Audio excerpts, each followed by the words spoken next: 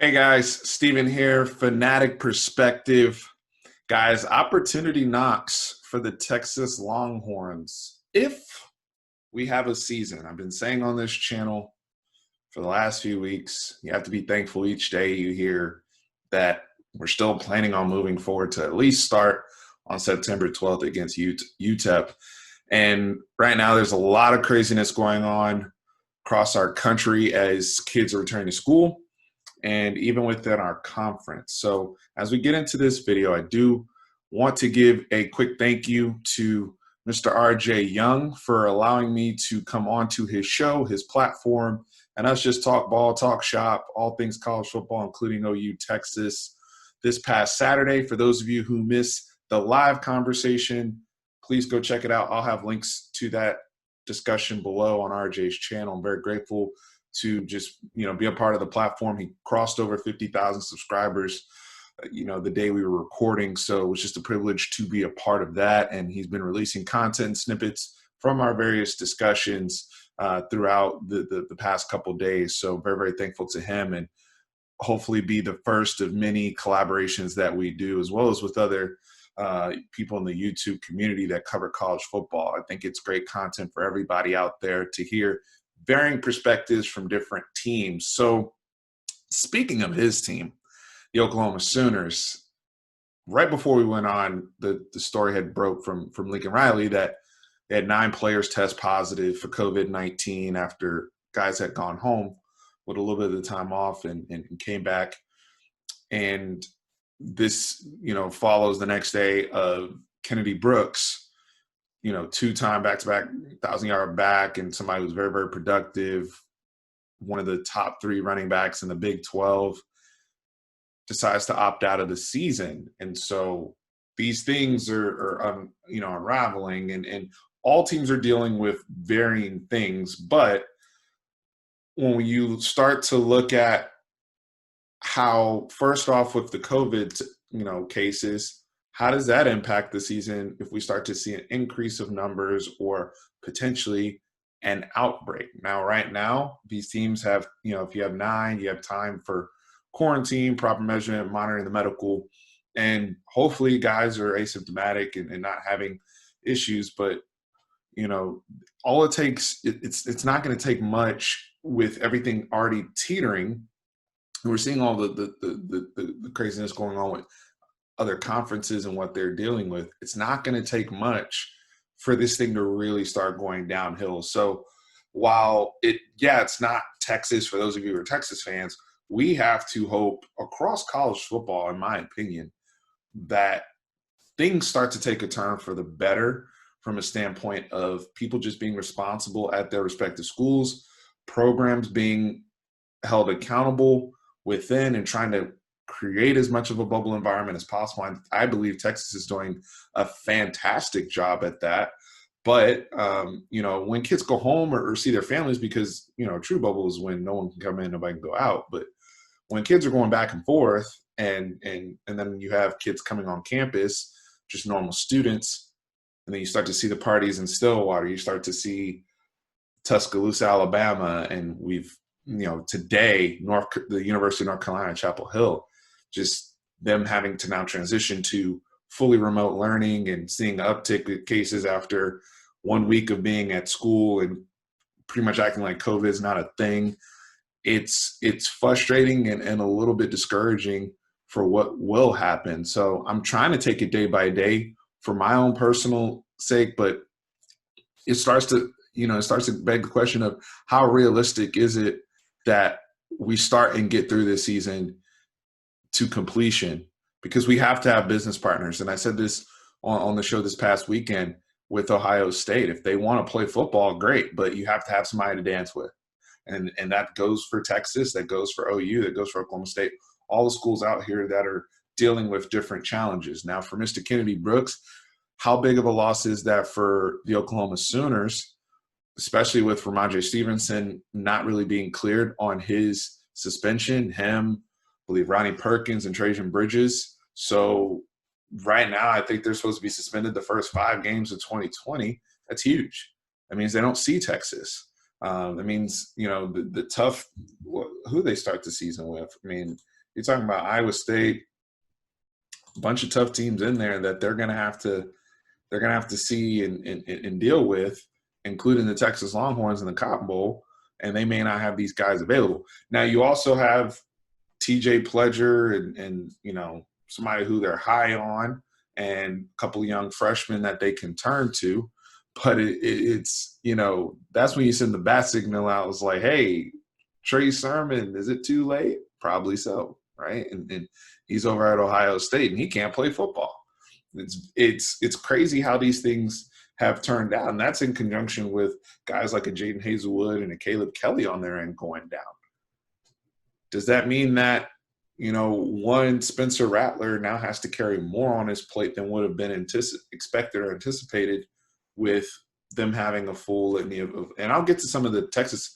We've had some losses too this past weekend, and this goes to a bigger thing that Tom Herman spoke to just in regards to the Texas program, where he said 80 to 90% of the players on scholarship are going to be expected to play at some point. I think that's a realistic number for all the programs that are going to try to trot out football players, whether it's for COVID, whether it's for the fact that they didn't have spring and conditioning's been up and down just with what they've been able to do versus what they can't do. And you see an uptick in injuries. So specifically soft tissue type of injuries.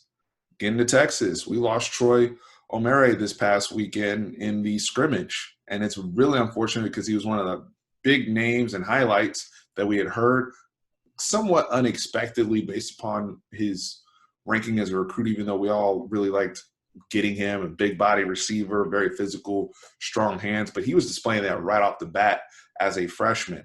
And when you factor in work ethic as well as high football IQ, anytime you see a freshman that's already getting early buzz, early reps with the one, and just making splash play after splash play after splash play, while it's not as big of a hit as a Kennedy Brooks opting out for OU, because of the depth that we have at wide receiver, and there's so many names we could go down outside and inside that will be fine there.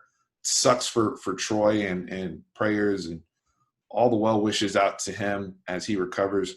With the work ethic he displayed this summer, I have no doubt that he'll be ready to go full tilt in 2021 with a stronger knee.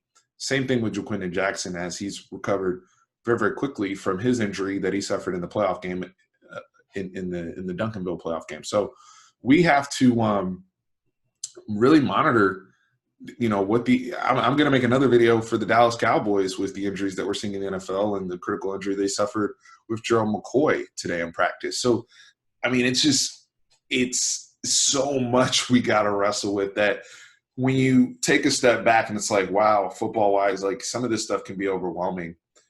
Quite frankly, if as we try to push through.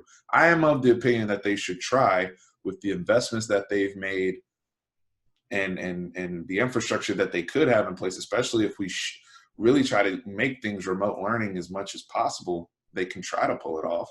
Texas comes out today and says 25%, fan capacity right now that they're kind of gung-ho for, according to Chris Del Conte. I'd love for you guys to chime in the comments with your opinions on that.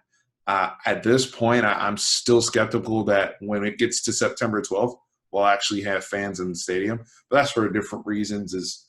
We have to monitor state, local guidelines of what's feasible with where the cases are and rates of infection and whatnot. So for Texas, still have plenty of depth coming off the Troy thing. For OU, there's a lot of question marks. And I understand them getting the benefit of the doubt. And I'm talking about OU a lot because that's who we have to dethrone when you're Texas. And I led the video by saying opportunity knocks. When you have a senior quarterback in Sam Ehlinger, you have a revamped coaching staff that Tom Herman's put together, you have a healthy defense, and you're hearing really, really good things. Defensive line, linebackers flying around, all the things we wanted to hear, whether it's scrimmages or practices from Chris Ash's unit, Coleman Hutzler, and those guys being on board. I'm very, very excited to hear those things. But now with OU facing what they're facing, you have to take advantage of that if you're Texas, right? And yeah, it's easier to replace running back. OU's offensive line is still going to be A1. They're still going to have dudes at wide receiver, even though Hazelwood's gone and Trajan Bridges might not be there. It's a Lincoln Riley offense with what they feel is an upgrade, which I tend to agree with, which is an upgrade overall for the Lincoln Riley system, Spencer Rattler versus a Jalen Hurts. How much can he carry early in the season, especially under these circumstances that we're facing as a conference? So very, very interesting discussion. I believe that Texas has as great opportunities as any. Even we got picked third to finish. We got picked to finish third in the Big 12.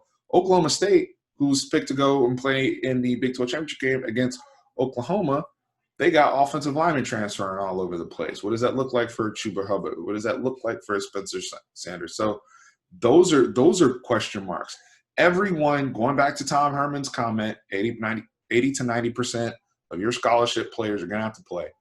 What does that look like for everyone across the board? I think that's also an advantage. If, let's say, that number is accurate across the board for every team we play, just sticking to the Big 12. Well, I'll take Texas's depth, even the unproven guys, over almost everybody else for what we have on the bench and how we've been recruiting the last couple of years in comparison to the rest of the Big 12 teams. So that is something to keep an eye on. We are in unusual times, as everybody already knows, but it's going to look unusual on the football field. And this is where coaching comes in too. How do you adjust these things, adapt, and have your team ready to play and ready to thrive and dominate regardless of the circumstances, regardless of the situations that your team is placed in? So I'm excited to see that. God willing, we have a season. Hopefully, like I said, every day, each day that passes and we still have football, I'm thankful, right? Because if not, people be going crazy like they are in Big Ten country and signing Justin Fields waivers and all sorts of things are going on. But if people at these universities, on the video here, people at these universities, students, staff, leadership, if the measures aren't being taken just like they really haven't been being taken for the last few months, when people are fighting over masks and, whether you agree or disagree about the virus, which is, crazy in itself. But my point is, if everyone does their part or doesn't do their part and you choose not to do your part, then don't be mad when there's not football. That's all I'm saying. Don't be mad. If you don't care about this or you think it's a hoax or whatnot, and I know there's going to be people that comment and say, the data says this and blah, blah, blah. You got to read the room sometimes and just say, hey, I'm going to do it for the better good. And if we can keep containment and keep things down, would you be willing to be isolated for a certain amount of time if you knew it could assure you football with the low case numbers? But when we gather in large groups and decide to have classes and parties and all these type of things, then don't be mad when there's not football in the fall. And you end up in a situation where college football falls apart and there's no games. So what do you guys want to see? I want to see, for selfishly, Texas is in as good a position as they've been very long time. We're coming off a bad decade. We got new energy, beginning of the 2020s. Let's do our part, Big 12 teams. Let's do our part so we can see some ball come fall. Guys, I appreciate y'all. Everybody, make sure you hit that like button. Show us some love. Please subscribe. I'll have links below. Like I said, to the RJ Young conversation we had this past weekend. But I thank everybody that's come through, everybody that has recently subscribed to the channel. Welcome. Take care. And for my Horns fans out there, Horns always up. Appreciate y'all.